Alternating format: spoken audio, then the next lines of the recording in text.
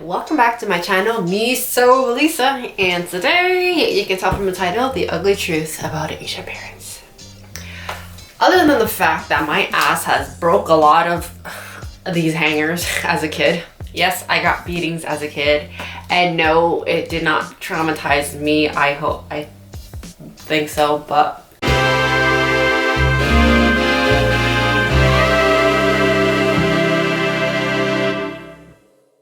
it's funny because I think back at it now and I'm like, I don't remember which parent hit me. Maybe I was so traumatized that it just blanked out, but I knew I had beatings. I just don't know which one beat the shit out of me. So yeah, growing up, if I did something bad, I got a smacking. And their choice of weapon was the hanger. So when I know they're walking towards the hanger, I know to run. I grew up with a tiger mom and strict Asian parents. I don't know what a tiger dad is called. Is that even a thing? For those of you that don't know what tiger mom means, okay, so definition of tiger mom from Wikipedia. Tiger parents are strict or demanding parents. Tiger parents push and pressure their children to attend high level of academic achievement or success in high status extracurricular activities such as music, using authorization. No, I don't even think I read that right. Parenting. So basically strict ass parents that are really into their kids' academic and make sure you get the best grades and whatnot. And oh man, my mom was one of those people. So growing up, they weren't as like, I did have a good childhood. Like we would go camping, and not that I had any friends to hang out with, but we would go camping. I would have my imaginary friends. My childhood was normal. Yeah, I didn't get that bad until high school was the worst. Oh my gosh. So I would get tutoring on the weekends. So on top of my 5 days of school, I'd be going to tutor on the weekend. So that's like 7 days of academics. And that was brutal. Oh my gosh. So I would actually go and join clubs, so then I wouldn't have to come home in a sense. So I get to hang out with my friends longer, or you know, do activities that I enjoy doing other than schoolwork. So I would join like the most randomest clubs and stuff that I wasn't even good at. I just joined it. Like I was on the math team, creative writing team, on some sports club. I did track and field, softball and basketball. I actually made the basketball team and I sucked so bad. I was mainly the bench warmer, so I kept the seat warm for everyone that came back. And that was like softball too, but they actually trust me to be in the outfielder. I was surprised about that.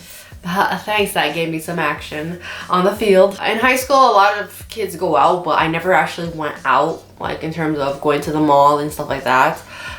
When we had PA days or half days, that was the time that I would like go to the mall, because you know, like my mom didn't finish work until 4, so if I had a half day, I just go out until 4 o'clock. And yeah, pretty sad life actually. It wasn't until grade 11 is when I started going out, because I met this new girl.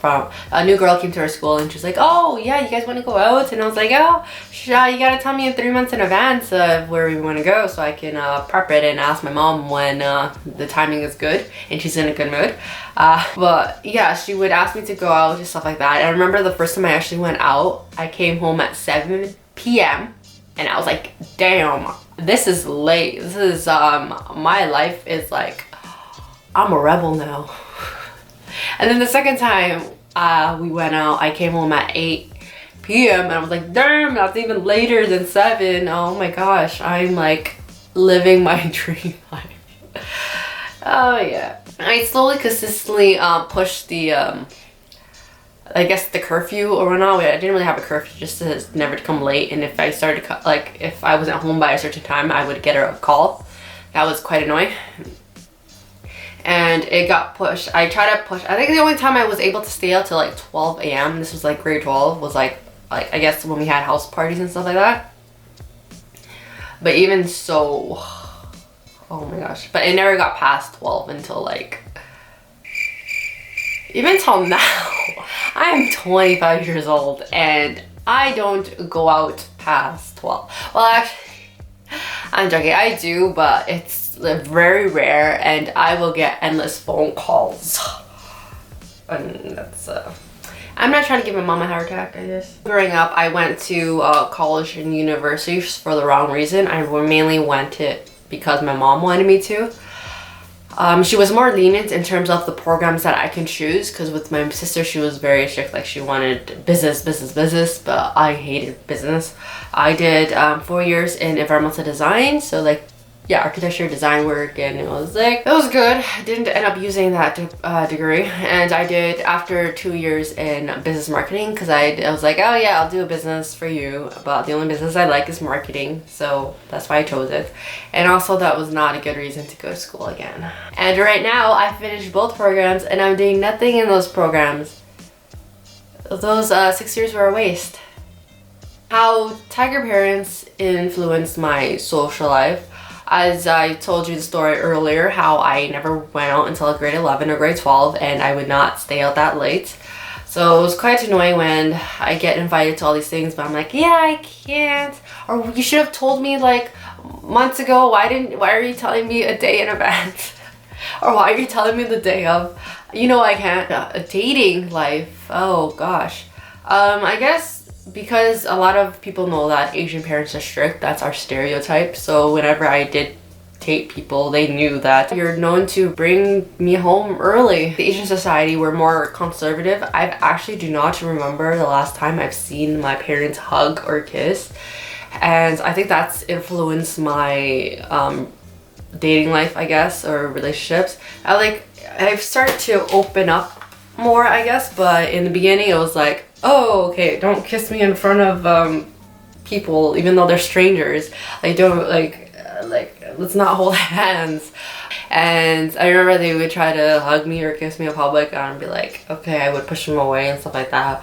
But after a while, because it's very taboo for the Asian culture, I guess, to do that. But then it's like, but I do, like, I'm born and raised in Canada, and so you see it often, and it becomes like a norm, seeing other people like kiss and hug in public. Of course, it's like, as a teenager, you're like, oh, that's gross. But then as you grow up, it's like, it's cute. It's like something to show your affection for another person, that you care for another person, giving a hug or just like a peck or something like that. Of course, I do not make out in front of people. What has changed from high school until now? It's been 10 years since I was in was it 10 years in high school? Like around 10 years since I've been in high school.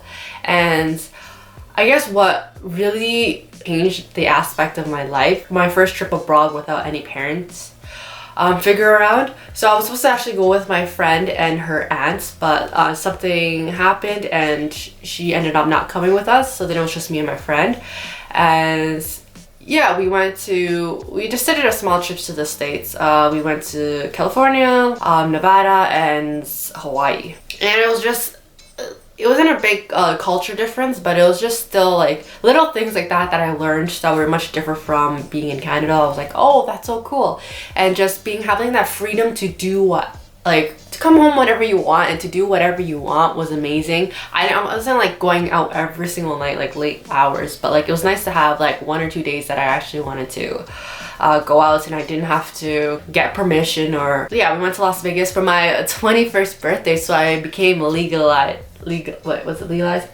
twice, because it's 19 here and then 21 there. So we went to a nightclub when we were there. Funny story. So we went to the club. We ended up getting back to our hotel around I think it was like 3 or 4 in the morning. And then as soon as we got to our room, we see this little crack of light in between the curtains. I'm like, bro, what's that light? And we open it and it's broad daylight again. We're like, whoa. So after that, every single year I would travel abroad for like a month or so, and it's just amazing, like the culture shock, learning about the cultures, the food, the architecture, the history, meeting people around, not having that parental figure telling you what to do. Every single time I travel, I have to like try to call every single day or else she freaks out, or I have to like leave a message or something like that. Also, what changed was the fact that I started to make my own money in university. So I was like, oh yeah, I don't need permission, because I always had to ask my parents for money and stuff like that. But now I'm making my own moolah. I can spend it however I want. I don't need no permission. I'm a rebel. So what now? I still live at home, so It's kind of like the whole idea of you're living under my roof, my house, my rules kind of thing, and I totally respect that. I guess over the years I have learned one important lesson is that in my mom's perspective, I will never be enough because I will never live up to her standards, and I guess I will always be a disappointment to her, but it's totally okay. Like, I've learned to not care about what people think.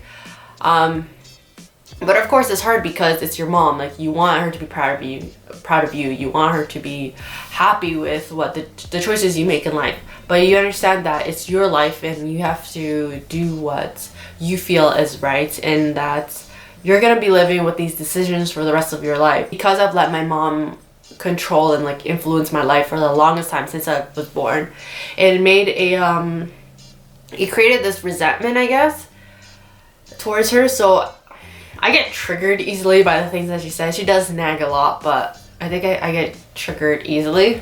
So something that I really want to do for 2020, I do want to travel around the world and document it and just slow travel. Because in the past I've done 2 months in Europe, but I would like speed through it because I want to see as much as I can within a short period of time. So that's something I really want to do, but like it's super scary trying to tell my mom that I want to travel around the world for more than 2 months, and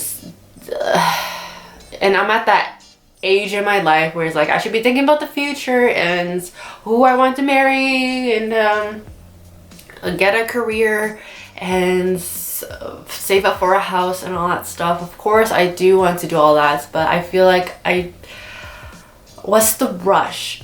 So anyways, my rant is finished. I guess in this whole entire video, one thing I hope you take away is that it's okay if you aren't getting your parents' approval. It's okay if you're a disappointment to your parents, I guess.